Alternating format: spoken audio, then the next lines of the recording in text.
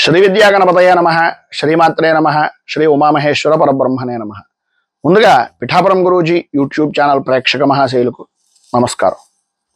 ముందుగా ప్రతి ఒక్కరికి కూడా మేడే శుభాకాంక్షలను తెలియజేస్తూ, ప్రధానంగా నా మీద మీకు ఉండేటటువంటి అభిమానాన్ని కామెంటర్ల రూపంగాను, అలాగే ప్రత్యేకంగా ఫోనుల ద్వారాను మీ అభిమానాన్ని తెలియజేసినందుకు, నాకు పరిపూర్తిగా సహకారాన్ని అందిస్తున్నందుకు ముందుగా అందరి ప్రేక్షకులకి కూడా చాలా కృతజ్ఞతలు, నమస్కారాలు తెలియజేసుకుంటూ, ఈ మేడే దగ్గర నుంచి మీకు దిన ఫలితాలను అలాగే మాస ఫలితాలను ఇచ్చేటటువంటి ప్రయత్నం చేస్తాను అని, అలాగే మరొక ప్రయత్నం ఏంటయ్యా అంటే ప్రతి శుక్రవారం రోజున సాయంత్రం 5 గంటల నుంచి 6 గంటల మధ్యలో ప్రత్యక్ష ప్రసారంగా లైవ్ ద్వారా మీ అందరికీ అందుబాటులో ఉండేటటువంటి ప్రయత్నం చేస్తాను అని, ఆ విషయాన్ని చాలా ఆనందంగా మీ అందరికీ తెలియజేస్తూ, పని చేయడమే మహత్తరమైనటువంటి గౌరవము, పని చేసేటటువంటి వారికి హక్కులను పరిరక్షించడము అనేటటువంటి ధ్యేయంగా చేసుకున్నటువంటి అనేక విధానాల్లో ప్రధానంగా చెప్పుకోవాల్సి వస్తే పని చేసేటటువంటి వారి హక్కులు పరిరక్షించడం అనేటటువంటి మానవతా ధర్మం ఆధారంగా ఏర్పడినటువంటి మేడేను పురస్కరించుకొని ప్రతి ఒక్కరికి ముందుగా మేడే శుభాకాంక్షలను తెలియజేస్తూ, ఈ నవగ్రహ అనుగ్రహం పరిపూర్తిగా మీ అందరికీ ఉండాలి అని మనస్ఫూర్తిగా కోరుకుంటూ మే నెల మాస ఫలితాలను ప్రారంభిస్తున్నాను. ఈ మాసంలో గ్రహస్థితిని పరిశీలించినట్లయితే రవి యొక్క సంచారం 13వ తేదీ వరకు కూడా మేషరాశిలోను, 14వ తేదీ నుంచి వృషభ రాశిలోను, కుజుని యొక్క సంచారం కర్కాటక రాశిలోను, బుధుని యొక్క సంచారం 5వ తేదీ వరకు కూడా మీనరాశిలోను, 6వ తేదీ నుంచి మేషరాశిలోకి, అలాగే 22వ తేదీ నుంచి వృషభ రాశిలోకి మార్పు చేరడం, ఇంకా గురువు యొక్క సంచారం చూసుకున్నట్లయితే 8వ తేదీ వరకు కూడా వృషభ రాశిలోను, 9వ తేదీ నుంచి మిథున రాశిలోకి గురుడు యొక్క సంచారం మారడం, శుక్రుడు మీనరాశిలోనే స్థిరంగా ఉండడం, శని యొక్క సంచారం మీనరాశిలోనే ఉండడం, అలాగే రాహువు యొక్క సంచారం 15వ తేదీ వరకు కూడా మీనరాశిలోను, 16వ తేదీ నుంచి కుంభరాశిలోకి మారడం, కేతువు యొక్క సంచారం 15వ తేదీ వరకు కన్యారాశి యందు, ఇక 16వ తేదీ నుంచి సింహరాశిలోకి ప్రవేశించడం అనేటటువంటివి జరుగుతున్నాయి. ప్రధానంగా ఈ 8 గ్రహాలను సంచారాన్ని ఆధారం చేసుకుని మాస ఫలితాలు, సంవత్సర ఫలితాలు 3 గ్రహాలని ఆధారం చేసుకుని 4 గ్రహాలని చెప్పేటటువంటి పరిపాటి ఉంది కనుక ఈ గ్రహ సంచారం అనేటటువంటిది ముందుగా తెలియజేయడం జరిగింది. ఈ నెల గ్రహస్థితి ఆధారంగా మే నెల సింహరాశి వారి యొక్క గోచార ఫలితాలు ఎలా ఉన్నాయో తెలుసుకునే ప్రయత్నం చేద్దాం. మఘ నక్షత్రం 1, 2, 3, 4 పాదాల వారు, పుబ్బా నక్షత్రం 1, 2, 3, 4 పాదాల వారు, ఉత్తర నక్షత్రం 1వ పాదం వారు సింహరాశిలోకి వస్తారు. ఈ మాసంలో ప్రధానంగా సింహరాశి వారికి వ్యక్తిత్వ వికాసం అనేటటువంటిది అద్భుతంగా ఉంటుంది అని చెప్పడంలో అతిశయోక్తి మాట లేదు. విపరీతంగా ప్రయాణాలు, తీర్థయాత్రలు చేయడం, ధైర్యంగా ఏ పనిలోనైనా సరే ముందుకు సాగేటటువంటి విధానంలో ఉండడం జరుగుతుంది. రవి యొక్క సంచారం మేషరాశిలో మే 13వ తేదీ వరకు కూడా ప్రవేశించడంతో మంచి రోజులు ప్రారంభమయ్యాయి అని చెప్పుకోవచ్చు. ప్రధానంగా రవి యొక్క సంచారం వలన ఉన్నతమైనటువంటి స్థితి, ఉత్తమ దిశగా మార్పులు అనేటటువంటివి కలగడం, ఒక పరిపక్వమైనటువంటి వ్యక్తిని మనం కలుసుకున్నాము అనే అభిప్రాయం మిమ్మల్ని కలిసిన ప్రతి వ్యక్తికి కలిగేటటువంటి విధానంలో మీ నడవడిక అనేటటువంటిది కలుగుతుంది. అయితే కేతువు యొక్క సంచారం మే 16వ తేదీ దగ్గర నుంచి సింహంలోకి ప్రవేశించడం వలన కొంత విపరీతమైనటువంటి విధానాల్లో కొత్తగా తలెత్తేటటువంటి అయోమయమైనటువంటి పరిస్థితులు, అంటే పనులలో ప్రతిదానికి బద్ధకం, ఏ విధమైనటువంటి భావన వ్యక్తం చేయలేనటువంటి పరిస్థితి, ప్రతిదానికి కూడా ప్రతిభ ఉండి కూడా ఏకాగ్రత అనేటటువంటిది లేకపోవడం వలన, చేసేటటువంటి పని యందు ఏకాగ్రత లోపం వలన ఇబ్బందికరమైనటువంటి పరిస్థితులు ఏర్పడడం అనేటటువంటిది, చిత్తచాంచల్యం అనేటటువంటిది జరుగుతుంది. ఆర్థిక పరమైనటువంటి స్థితిలో ప్రధానంగా మే 8వ తేదీ వరకు కూడా గురుడు యొక్క దశమ స్థానంలో సంచరించడం, తదనంతరం విశేషమైనటువంటి విధంగా ఏకాదశ స్థానంలోకి సంచరించడం అనేటటువంటిది నవమ స్థానంలోకి సంచరించడం అనేటటువంటిది చూసుకున్నట్లయితే ప్రధానంగా గురుడు దశమ స్థానంలో ఉండడం వలన ధన సమృద్ధి అనేటటువంటిది విశేషమైనటువంటి విధంగా ఉంటుంది. ఉద్యోగపరమైనటువంటి పరిస్థితుల్లో స్థిరత్వం అనేటటువంటిది ఏర్పడుతుంది.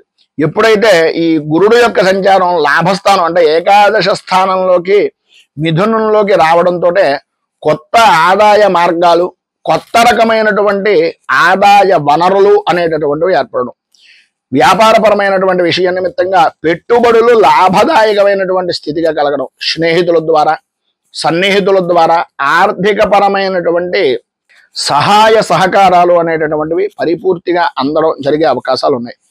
ఉద్యోగపరమైనటువంటి విషయం నిమిత్తంగా కానీ వ్యాపారపరమైనటువంటి విధి విధానాల్లో కానీ చూసుకున్నట్లయితే రవి యొక్క సంచారం మేషంలోకి రావడంతో ప్రభుత్వపరమైనటువంటి ఉద్యోగ సంబంధమైనటువంటి విషయాల్లో కానీ ప్రభుత్వపరమైనటువంటి ఉద్యోగం గురించి ప్రయత్నం చేస్తున్నటువంటి వారికి కానీ మంచి గుర్తింపు అనేటటువంటిది కలుగుతుంది. ఉన్నతమైనటువంటి అధికారులతోటి సాఫ్ట్వేర్ రంగానికి సంబంధించినటువంటి విధానంలో ఉద్యోగం చేస్తున్నటువంటి వారికి అధికారుల గుర్తింపు, ప్రమోషన్లు పొందేటటువంటి ఉద్యోగపరమైనటువంటి విషయం నిమిత్తంగా అవకాశాలు చాలా అభివృద్ధిదాయకంగా కనిపిస్తున్నాయి. వ్యాపారం వృద్ధి చెందడం, అనుకూలతలు ఏర్పడడం, సమయానికి అనుకూలమైనటువంటి విధానంలో ఉండడం, కొత్త ఒప్పందాలు, భాగస్వామ్య వ్యాపారాలు కుదరడం అనేటటువంటివి జరిగే అవకాశాలు అత్యధికంగా ఉన్నాయి. బుధుడు మే 22వ తేదీన వృషభ రాశిలోకి రావడంతో కమ్యూనికేషన్ రంగానికి సంబంధించినటువంటి విధానంలో ఉన్నటువంటి వారు కొద్దిగా ఆ వ్యాపారపరమైనటువంటి విధానంలో కమ్యూనికేషన్ స్కిల్కి సంబంధించినటువంటి వ్యవస్థలో ఉన్నటువంటి వారు జాగ్రత్త పడడం అనేటటువంటిది అవసరం. అలాగే చేసేటటువంటి ప్రయత్నాలను కూడా ఆచి తూచి వ్యవహరించవలసినటువంటి పరిస్థితి కనిపిస్తుంది.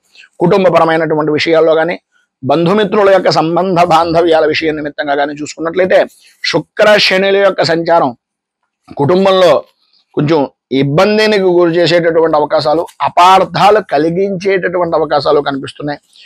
బయట ఆనందంగా గడిపిన ఇంటికి వచ్చిన తర్వాత కొంచెం మౌనంగా ఉండవలసినటువంటి పరిస్థితి, ఏది మాట్లాడితే ఏం జరుగుతుందో, ఏ విధమైనటువంటి విధానంలోకి వెడుతుందో అనే అపార్థాలు చేసుకుంటారో అనే భయం, ఆందోళన మిమ్మల్ని 1కి 10 రెట్టింపు చేసేటటువంటి విధానంలో ఉంటుంది. రాహు మే 16వ తేదీ దగ్గర నుంచి గుమ్మంలోకి, అలాగే కేతువు సింహరాశిలోకి రావడం వలన దాంపత్యపరమైనటువంటి సంబంధాల్లో ఒకరిని ఒకరు అర్థం చేసుకోవలసినటువంటి అవసరం, ఓపిక పట్టవలసినటువంటి అవసరం చాలా ఎక్కువగా కనిపిస్తున్నాయి. భవిష్యత్తుకు సంబంధించి కీలకమైనటువంటి నిర్ణయాలు తీసుకునేటటువంటి దానికి ప్రతి వ్యవహారంలోనూ పెద్దల యొక్క సలహాలను, సంప్రదింపులను తీసుకోండి. ఏది చేస్తున్నా, ఏది చేద్దాం అనుకుంటున్నా పెద్దవారు, అనుభవం కలిగినటువంటి వ్యక్తులను అడిగి మాత్రమే ఏ నిర్ణయం తీసుకున్నా చెయ్యండి. ఎందు గురించి అంటే భవిష్యత్తుకు సంబంధించినటువంటి విషయాలు కనుక కొద్దిగా వ్యవహరించేటటువంటి విధానంలో ఆచితూచి ఉండడం మంచిది. కుజుడు వ్యయస్థానంలో కర్కాటకంలో ఉండడం వలన ఆరోగ్య సమస్యలు, చెప్పుకోలేనటువంటివి ఆరోగ్య సమస్యలు, మానసిక అలసట, నిద్రలేమితనం కలిగేటటువంటి అవకాశాలు ఉన్నాయి. కేతువు అలాగే ఈ జన్మరాశిలోకి రావడం వలన కూడా శారీరక బలం తగ్గిపోతుంది. అనుకోని విధానాల్లో శారీరక, మానసిక ఆరోగ్య సమస్యలు తలెత్తడం జరుగుతుంది.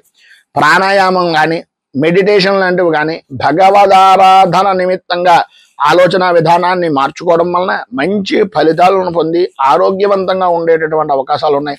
అయితే విద్యార్థుల విషయ నిమిత్తంగా చూసుకున్నట్లయితే గురుని యొక్క స్థితి దశమ స్థానంలో ఉండడం, తదనంతరం ఏకాదశ స్థానంలోకి రావడం వలన పరీక్షల్లో ఉత్తీర్ణత పొందడం కానీ, లేదా విద్యార్థులకు చాలా ఉన్నతమైనటువంటి స్థితిని పొందడం, మే 9వ తారీఖు దాటిన తర్వాత మంచి అవకాశాలు వస్తాయి. స్కాలర్షిప్లను పొందేటటువంటి అవకాశం ఉంటుంది. అలాగే మీకు ఎవరైనా సహాయం అంటే మెంటర్లు అంటారు కదా, మెంటర్ల సహాయం లభించేటటువంటి అవకాశాలు చాలా ఎక్కువగా విద్యాపరమైనటువంటి విధానాల్లో కనిపిస్తున్నాయి. కేతువు యొక్క సంచారం ఎప్పుడైతే 16వ తేదీ దగ్గర నుంచి మీ రాశిలోకి ప్రారంభమవుతుందో ఏకాగ్రత కొద్దిగా తక్కువయ్యేటటువంటి అవకాశం, విపరీతమైనటువంటి ఆలోచన విధానాలు ఆటంకం అనేటటువంటి విధంగా మీ ఉన్నతికి ఏర్పడేటటువంటి అవకాశాలు ఉన్నాయి కనుక కొద్దిగా ఆచితూచి వ్యవహరించండి. ఎన్ని ఉన్నప్పటికీ ఈ గురుడు యొక్క బలం చాలా అద్భుతంగా ఉండడం వలన పరీక్షల్లో ఉన్నతమైనటువంటి స్థితిని పొందుతారు. గురుడు యొక్క సహకారం వలన మీ యొక్క సహచరులు కానీ గురువులు కానీ మీకు విద్యా విధానాన్ని నేర్పేటటువంటి గురువుల యొక్క సహకారం పరిపూర్తిగా ఉంటుంది అని చెప్పేసి చెప్పుకోవచ్చు. అలాగే 9వ తారీఖు దగ్గర నుంచి కూడా ఎప్పుడైతే గురుడు లాభస్థానంలోకి మారుతున్నాడో ఉన్నతమైనటువంటి అంటే చాలా అద్భుతమైనటువంటి నాలెడ్జ్ని గెయిన్ చేసేటటువంటి పరిస్థితులు, స్నేహితుల యొక్క సహకారం, సమర్థవంతమైనటువంటి ప్రిపరేషన్ చేసేటటువంటి ఉన్నతమైనటువంటి స్థాయి కలిగినటువంటి వ్యక్తుల పరిచయాలు అనుకూలించేటటువంటి విధానంగా మీ విద్యా విధానానికి ఉంటాయి. ప్రధానంగా చూసుకున్నట్లయితే కేతు సింహరాశిలో ఉండడం వలన కొంచెం మానసిక ఆందోళన, ఏకాగ్రత లోపించడం అనేటటువంటివి జరగచ్చు. కానీ ఏదైనా మీరు ఆత్మవిశ్వాసాన్ని కోల్పోకుండా ఉండడం చాలా మంచిది. ఎందు గురించి అంటే ఎక్కువగా పుస్తకం తీస్తారు, మానసికమైనటువంటి ఆందోళన, ఎక్కువగా తప్పుడు విధానాల్లో ఫోకస్ అనేటటువంటిది చేసేటటువంటి అవకాశాన్ని కేతువు కలిగిస్తాడు. ఎవరో పుస్తకం తీసి 10 నిమిషాలు చదువుతుంటే ఎవడో వస్తాడు, రారా బయటకు వెళ్దాం అంటాడు, ఈ పుస్తకం మోసేసి బయటికి వెళ్ళిపోతారు. అలాంటి పరిస్థితులు వచ్చే అవకాశాలు ఉన్నాయి కనుక వాటిని నియంత్రించుకునేటటువంటి పరిస్థితి చేసుకోండి. ఎందు గురించి అంటే గురుడు యొక్క బలం బాగుంది, బుధుని యొక్క బలం బాగుంది, కమ్యూనికేషన్ స్కిల్స్ పెరిగేటటువంటి అవకాశాలు ఉన్నాయి గ్రూప్ డిస్కషన్స్ వల్ల కానీ.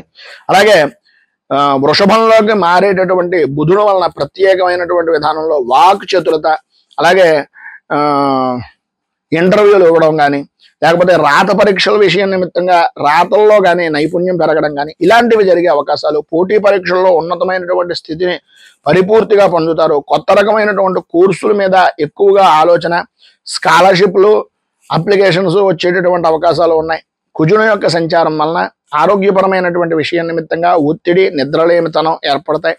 ఆరోగ్య విషయం నిమిత్తంగా కళ్ళకు సంబంధించినటువంటి అనారోగ్య సమస్యలు వచ్చే అవకాశం ఉంది కనుక కొద్దిగా జాగ్రత్తలు తీసుకోవడం, డిప్రెషన్కు లోనవ్వకుండా ఉండడానికి ప్రయత్నం చేయండి. అన్ని విధాల అనుకూలమైనటువంటి పరిస్థితి భగవద్ అనుగ్రహం వలన ఏర్పడుతుంది.